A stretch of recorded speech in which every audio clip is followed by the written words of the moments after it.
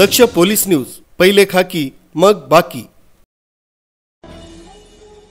भारतीय रेल्वे सुरू झाल्यानंतर इगतपुरी इथं रेल्वे कर्मचाऱ्यांसाठी तसंच तालुक्यातील लोकांसाठी इंग्रजांनी 1 मार्च 1923 रोजी रेल्वे हॉस्पिटलची स्थापना केली होती।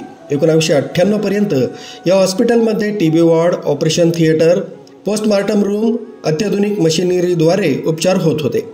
या ठिकाणी भुसावळ, झाशीसह अनेक भागांतून लोक उपचारासाठी येत होते। मात्र सध्या या हॉस्पिटलला उतरती कळा लागली। कर्मचारी तसंच गंभीर रुग्णांना आता एकतर नाशिक किंवा कल्याण इथल्या दवाखान्यांमध्ये जावं लागतंय। घाटात जर काही मोठा अपघात झाला तर उपचारासाठी कल्याण किंवा नाशिक इथल्या बिटको हॉस्पिटल इथं दाखल करण्याशिवाय पर्याय नाही।